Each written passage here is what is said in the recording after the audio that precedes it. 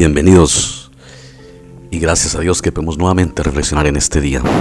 Y vamos a continuar con nuestro estudio de la carta a los Romanos, para esta oportunidad el capítulo 1, los versículos 8 al 17. Capítulo 1, versículo 8 al 17, que dice así: Primeramente doy gracias a mi Dios mediante Jesucristo con respecto a todos vosotros, de que vuestra fe se divulga por todo el mundo. Porque testigo me es Dios, a quien sirvo en mi espíritu en el evangelio de su Hijo, de quien sin cesar hago mención de vosotros siempre en mis oraciones, rogando que en ninguna manera tenga al fin, por la voluntad de Dios, un próspero viaje para ir a vosotros, porque deseo veros, para comunicaros algún don espiritual, a fin de que seáis confirmados. Esto es, para ser mutuamente confortados por la fe que nos es común a vosotros y a mí. Pero no quiero, hermanos, que ignoréis que muchas veces me he propuesto ir a vosotros, pero hasta ahora he sido estorbado, para tener también entre vosotros algún fruto como entre los demás gentiles. A griegos y a no griegos, a sabios y a no sabios soy deudor. Así que en cuanto a mí, pronto estoy a anunciaros el evangelio, también a vosotros que estáis en Roma. Porque no me avergüenzo del evangelio, porque es poder de Dios para salvación a todo aquel que cree, al judío primeramente y también al griego, porque en el evangelio la justicia de Dios se revela por fe y para fe, como está escrito: mas el justo por la fe vivirá. Amantísimo Dios, así como inspiraste a Pablo para escribir esta carta con un mensaje que proviene de tu trono y que sale de tu corazón para nosotros, ese mismo espíritu que inspiró a Pablo para escribirla, para comunicarla, te pedimos que este mismo espíritu, el Espíritu Santo, nos guíe a nosotros para entenderla, para entender lo que Él quiso decir a su audiencia y a nosotros, en Cristo Jesús. Amén. Por supuesto que sobra decirlo que la carta a los romanos es enviada a la iglesia de Roma, a la iglesia cristiana de Roma, que por supuesto no fue fundada, fue una de las iglesias que no fue fundada por los apóstoles. No sabemos quién la fundó, pero fueron hermanos que de pronto, huyendo de la persecución de Jerusalén, vinieron a Roma y la fundaron. Porque cuando llegaron los apóstoles, ya cuando Pablo puede viajar, ya la iglesia existía. No todas las iglesias que se mencionan en el Nuevo Testamento, no todas fueron fundadas por los apóstoles. Algunas, la mayoría, pero otras fueron también establecidas como la iglesia de Roma, por hermanos que probablemente al huir de la persecución fueron extendiendo el evangelio a donde iban. Pablo lo que quiere es visitar la iglesia. Ya existía la iglesia en Roma. Recordemos que él hizo 4 viajes y hasta solamente en su 4.º viaje llegó a este lugar. Ahora, él dice que en sus oraciones ruega a Dios que le permita visitar esta iglesia, porque esta iglesia da buen testimonio. Sí, dice: mire, primeramente doy gracias a mi Dios mediante Jesucristo con respecto a todos vosotros, de que vuestra fe se divulga por todo el mundo. O sea, la iglesia de Roma fue una iglesia activa, una iglesia muy activa, que cumplía con su deber de llevar el testimonio de Jesucristo. Y Pablo escucha de la iglesia y él desea visitar esta iglesia, ¿no? Y creo que como también apóstol, pero como hombre, pues él le entraba la curiosidad y el deseo de visitar una iglesia de la que se hablaba muy bien. Y para ellos, pues una sorpresa, porque la iglesia no fue fundada como otras por ellos. Era una iglesia que era desconocida en el sentido de que no la fundaron. No desconocían en la doctrina, sino desconocían en lo que no la fundaron. No conocían las personas allí, no conocían el lugar.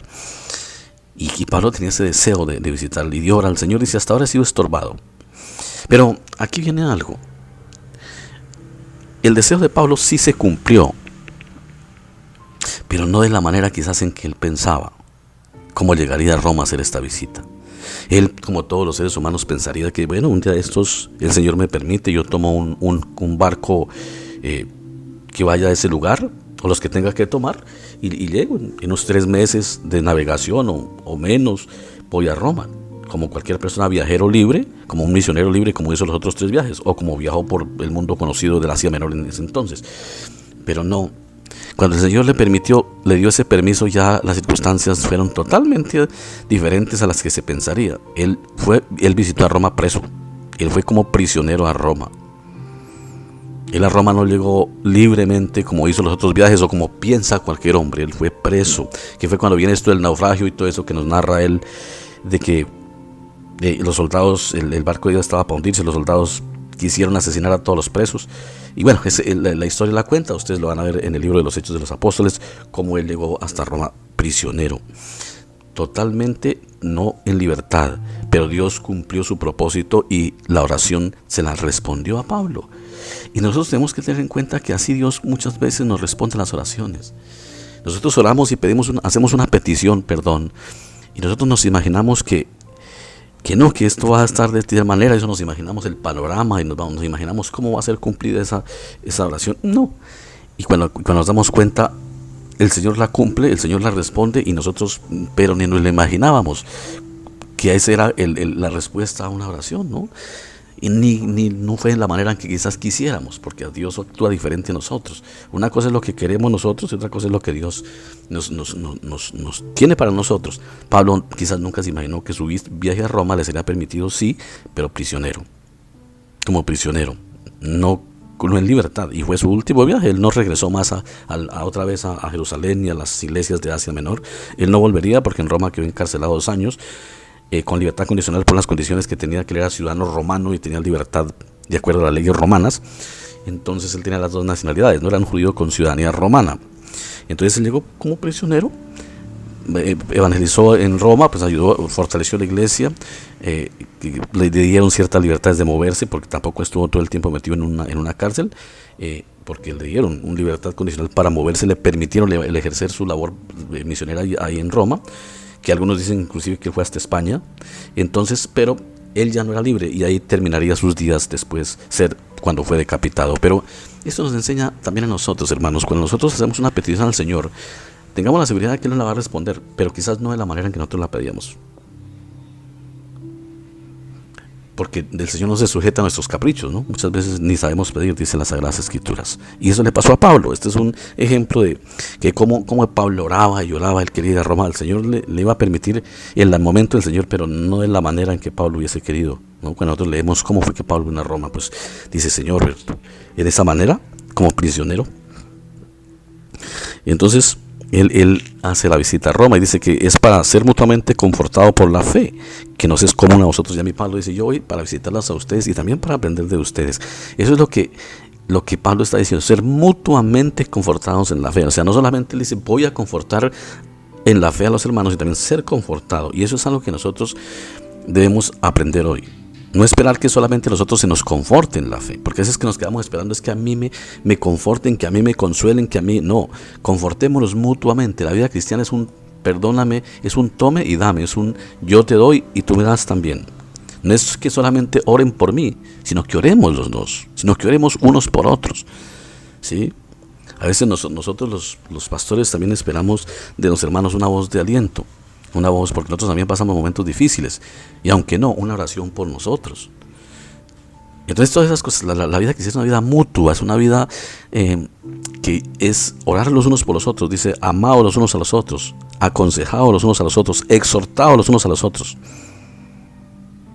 Entonces nosotros también esperamos que, no solamente a veces nos parece que solo esperamos que otros nos hagan, pero nosotros no sabemos que somos una comunidad y somos real sacerdocio, o sea que todos tenemos la facultad de orar unos por otros, somos real sacerdotes. Por eso Pablo dice, él va para ser confortado mutuamente, ¿sí? Para aprender, para recibir de los hermanos enseñanza también, y para recibir consuelo también de los hermanos. Entonces también unos a otros, ¿sí? Oremos los unos por los otros, confortémonos los unos a los otros, démonos la mano los unos a los otros. Y ahí es donde les dice que si bien es cierto ha demorado el ir, pero dice, pero no quiero, hermanos, que ignoréis que muchas veces me he propuesto ir a vosotros, hasta ahora he sido confortado para tener también entre vosotros algún fruto, como entre los demás gentiles. Dice, porque a griegos y a no griegos, a sabios y a no sabios soy deudor. Así que en cuanto a mí, pronto estoy a anunciaros el evangelio también a vosotros que estáis en Roma. Entonces este viaje también, estas palabras de Pablo y esta carta nos enseña. Tiene una enseñanza, que es un saludo. Este primer capítulo es un saludo. Los primeros 15 versículos son un saludo, pero ese saludo tiene un contenido de enseñanza que nos da a nosotros. Como el apóstol Pablo nos escribió, como el Espíritu Santo le inspiró para escribirnos estas palabras. De ser confortados, de cómo el Señor cumple, nos responde las oraciones, pero no como muchas veces pensamos, no como muchas veces quisiéramos que Él nos diera la respuesta. Y a veces por eso como que quedamos inconformes, ¿no? O a veces como que nos damos cuenta y decimos, pues que esto no es la que yo esperaba otra cosa. Yo le pedí al Señor una cosa y a mí me llegó, fue otra situación. A veces yo esperaba que el Señor me diera algo como paz, pero empezaron los problemas. A veces esa es la manera en que Dios obra, ¿no? Entonces eso nos ayuda también a entender que Dios obra de maneras diferentes y que Él no piensa como nosotros. Por eso dice que mis pensamientos no son vuestros pensamientos, ni mis caminos vuestros caminos. Eso nos ayuda a mejor comprender el actuar de Dios. La Biblia está llena de ejemplos que nos enseñan cómo es que Dios actúa. para que no nos sorprendamos. Nos dan ejemplos de que Dios no se sujeta a modelos ni a caprichos humanos, sino Él actúa para bien de nosotros como sabe que a nosotros nos conviene, porque Él actúa para nuestra conveniencia. Siempre tengamos seguro eso. Él actúa siempre en pro de nuestra conveniencia. Amado Dios, muchas gracias porque tú no actúas como nosotros quisiéramos, porque nosotros pedimos a veces las cosas para mal. A veces no sabemos orar, no sabemos pedir, pedimos caprichos que no convienen, pero tú sí sabes exactamente lo que nos conviene y tú, siendo un Padre amoroso, obras es para nuestro bien.